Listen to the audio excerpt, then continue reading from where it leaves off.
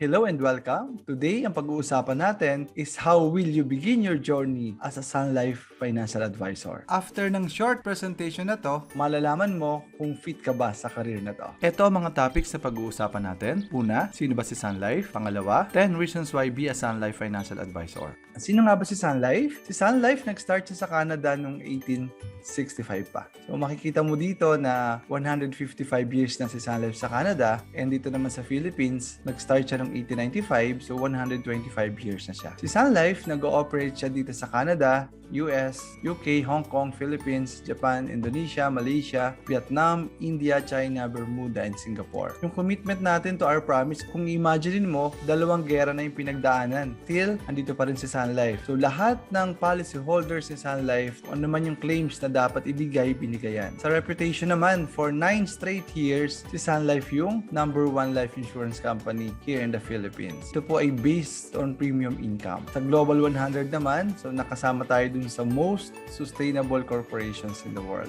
Meron din tayong Sun Life Foundation na kung saan tumutulong tayo sa mga nangangailangan. Ngayon naman, pag-usapan natin yung 10 reasons why be a Sun Life Financial Advisor. Reason number 1, work-life balance. So, kwento ko lang, no? Ito kasi si Teacher Nisa, tagal na niyang guro. More than 20 years na siyang nagtuturo sa public school. Isa siyang master teacher. Yun nga lang, talagang nare-realize niya na ang dami niyang batang tinuturuan, pero yung sarili niyang mga anak, hindi niya talaga matutukan. Last year, 2020, panahon ng pandemic, hindi ko makalimutan yun, August, nag-resign siya, and then nag-decide siya mag-full-time dito kay Sun Life. Ito siya ngayon, and then marami na siyang time para sa family niya. Kung makikita mo talaga dito, yung work-life balance na nagtatrabaho ka, kumikita ka. Ngayon, si Teacher Nisa ay isang full-time mom, at the same time, full-time financial advisor. Kung meron ka mga sports na nahilig, arts, magagawa mo pa rin yan dito kay Sun Life. So, magagawa mo siya ng sabay. Maganda nito, nakakatulong din tayo sa community. So, dito kay Sun Life, nakakaroon din tayo ng time para tumulong, magkaroon tayo ng fellowship. Ito pala si Rochelle, noong 2018, nag-start siya dito kay Sun Life. Doon niya na-experience na kasama mo yung family mo at the same time, nakakapag-provide ka. Reason number 2, work anywhere, anytime. Kung mapapansin mo dito, ito si Cathy, kahit saan pwede kami magtrabaho. Pwede sa mall, coffee shop, sa office. Work anywhere, anytime. Ito yung pinaka-nagustuhan ko dito. Kung nasan man yung kliyente, pwede kang mamasyal muna, pwede kang magtrabaho. So, ang ganda, ang sarap na habang namamasyal ka, habang nagtatrabaho ka, gustong-gusto mo yung ginagawa mo. So, office to, ito naman sa bahay ng kliyente, ito naman sa coffee shop, ito sa bahay din, ito sa office din. Kung nasan si client, saan mo siya gustong puntahan, kung saan mo gusto mag-work, pwede. Reason number 3, rewards. Dito, hindi tayo basta nagtatrabaho at the same time nare-reward din tayo.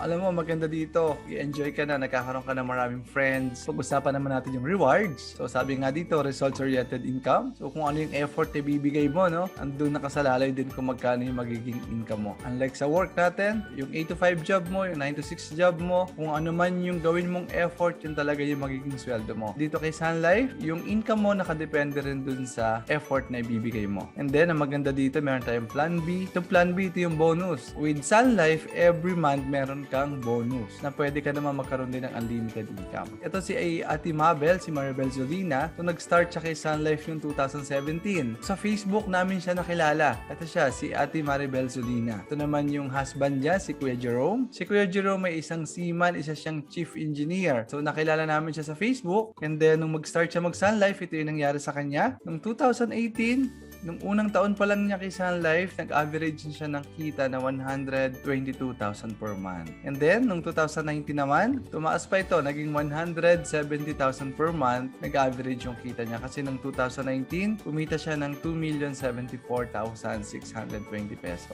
Di ba ang sarap, no? Habang kasama mo yung family mo, okay, nababantayan mo yung anak mo. Kasi ngayon, isa na rin siyang full-time mom and at the same time, full-time financial advisor. Ito naman si Doc Heidi. Si Doc Heidi, nakilala namin siya sa Facebook din. Start siya kay Sun Life noong August 2017. Unang taon pa lang niya, nagkumita na kaagad siya ng 1.8 million and then nag-average siya ng 158,000 per month. And then the following year, 2019, kumita rin siya ng 2 million mahigit. Nag-average siya ng 170,000 per month. Nag-start si Doc Heidi dito kay Sun Life, full-time na kaagad siya. And nakakatawa kasi talagang ang ganda, ang laki na agad ng kanyang income ngayon. Ito naman si Rochelle stop loss. Nag-start siya kay Sun Life noong June 2018. Kaya kapag nga pala sinabing coded, ito yung time na binibigyan ka ng access ni Sun Life sa system niya. Kung nag-start siya mismo kay Sun Life June 2018, last year, kahit panahon ng pandemic, nag-average siya ng kita ng 73,000 per month. Imagine that, no? Ito naman si Ronel, nag-start siya kay Sun Life as part-time financial advisor. Si Ronel, matagal na rin siya sa work. More than 10 years na siya dun sa work niya dati. And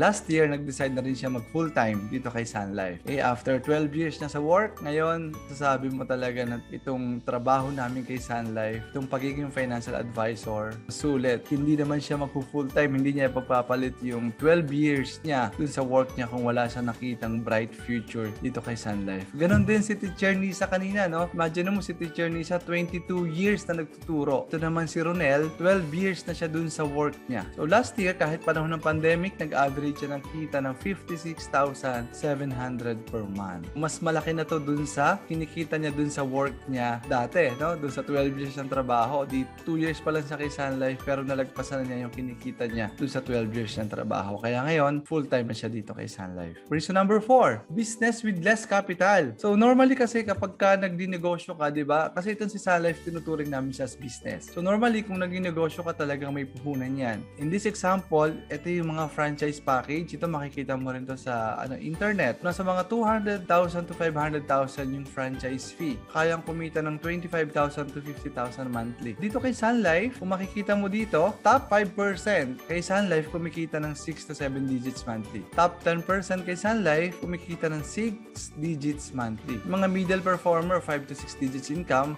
and bottom performer, 15,000 monthly or less. Sana naman, kung magsa-Sun Life ka, wag ka dito mapunta sa bottom performer.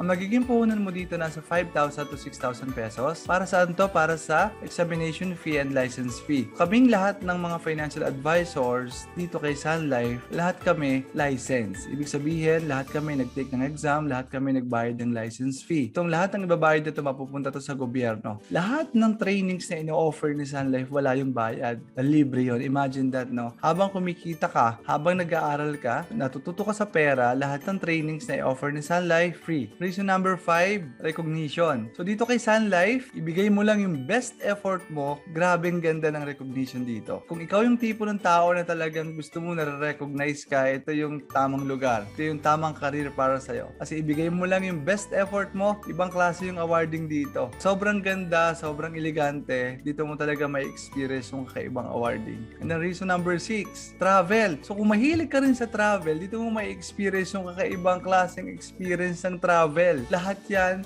kapag nag-travel ka talagang sinasabi nga travel in style. So meron tayong local and international trip. And then reason number 7, continuous learnings. So maganda dito kay Sun Life, talagang tuloy-tuloy yung pag-aaral natin. Kung ikaw yung tipo ng tao na mahilig kang mag-aral, lahat ng trainings dito talagang may experience mo. Pero ngayon, syempre, dahil panahon ng pandemic, virtual naman yung trainings natin. And then reason number 8, well-defined career growth. Lahat tayo dumadaan sa pagiging financial advisor. And then kapag ka nakitaan ka ng potential and then gusto mo naman tanggapin yung promotion, nahit mo yung requirement, ipopromote ka as manager candidate. Meron ding requirements yan. Ang sunod dyan, magiging unit manager, tapos sales manager, and then ang sunod dyan, yung pinakamataas na pwede mong maabot kay Sun Life, new business manager. Hindi dito tinitingnan yung age.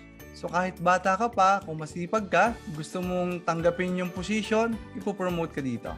Hindi mo kailangan mang-apak dito para ma-promote. Kasi dito talagang ibibigay sa'yo, kung deserve ka, kung gusto mo naman, so kahit bata ka pa, pwede kang ma-promote. Katulad dito yung si Ronel. So si Ronel, nag-start siya sa Sun Life noong February 2019. In less than 2 years, na-promote na kaagad siya as manager candidate. Imagine that, no? Nagsimula siya kay Sun Life ng part-timer. And now, full-time na siya kay Sun Life. Tapos ngayon, nung panahon ng pandemic, na-promote siya as manager candidate. And by April 2021, magiging unit manager na siya. Reason number 9. Personally, ito yung pinaka-paborito ko. Ito yung tinatawag nating retirement fund. Kailan ba nag-uumpisa yung retirement fund kay Sun Life? Nag-uumpisa ang retirement fund kay Sun Life pagdating ng ika-25th month mo kay Sun Life. Ibig sabihin, pagdating ng ika-3rd year mo, pagkatapos ng ika-2nd year mo kay Sun Life, ay mag-uumpisa na yung retirement fund mo. Paano ba siya nag-work? Ganito siya nag-work. Alam mo, sobrang excited ko lagi kapag ito yung pinag-uusapan. Tingnan mo tong scenario na to. Si Robert, si Coco, tsaka si Patty, lahat sila 34 years old. Pero kung titingnan mo, magkakaiba sila ng effort na binibigay kay Sun Life, magkakaiba din sila ng result na nakukuha.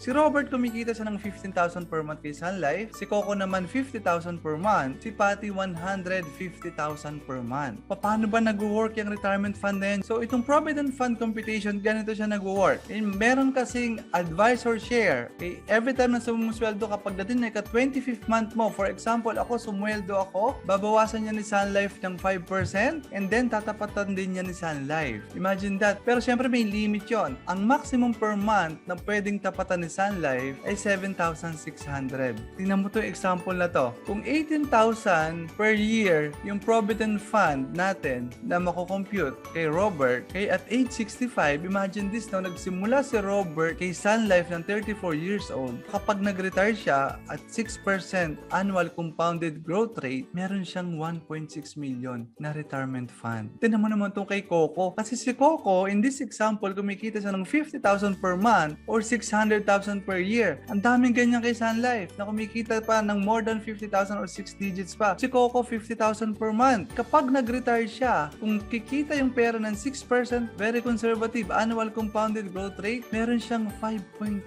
million pag age ng 65. Kumikita ka ngayon ng 50,000 per month and yet, hindi ka pababayaan ng Sun Life. Bakit? Kasi meron kang retirement fund. Meron tayong tinatawag na Provident Fund. Ito yung kay Coco.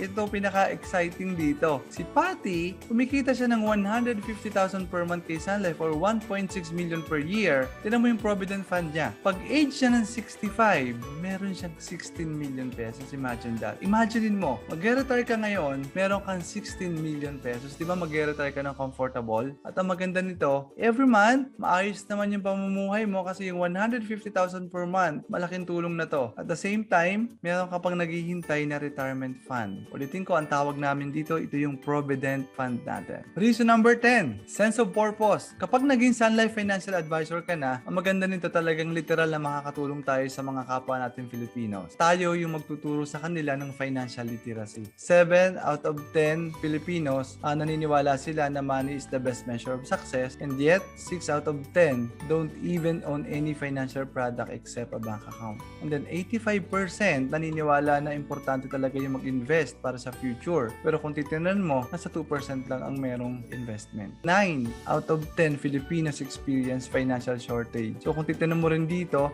out of 100 na magkakasakit, 95% savings nila yung nagsasacrifice. Ang matindi nito, kung wala kang savings, 53% ano mangyari manghihiram sa family members. Tayo, ikaw bilang isang financial advisor, matutulungan natin sila kung paano mapaghahandaan itong mga to. Kung titignan mo dito yung life expectancy ng mga lalaki hanggang 67 years old lang, mga babae 73 years old. And kung titignan mo dito, out of 100 retirees, only 2 are financially independent. Yung 45 dito, nakadepende pa rin dun sa relatives. 30 will rely on charity and 22 will continue to work kasi nga hindi nila napaghandaan or kulang natatanggap nila. Kasi kung titignan mo dito, ang average monthly pension in the Philippines is only 8,000 pesos. Out of 110 million Filipinos, less than 10% pa lang yung insured. Pag pumasok ka kay Sun Life, kapag naging financial advisor ka, sobrang laki pa ng market kasi less than 10% pa lang ang merong life insurance. Ang maganda rito kapag naging Sun Life financial advisor ka, aside dun sa financial literacy na pinopromote natin, ay syempre yung health and wellness din. Our twin advocacies. Ito naman yung mga solutions na ino-offer natin. Andyan yung pure life insurance, and then yung pure investment o yung mutual funds, and then andito din yung variable life insurance. Itong variable life insurance, ito yung insurance na may kasamang investment.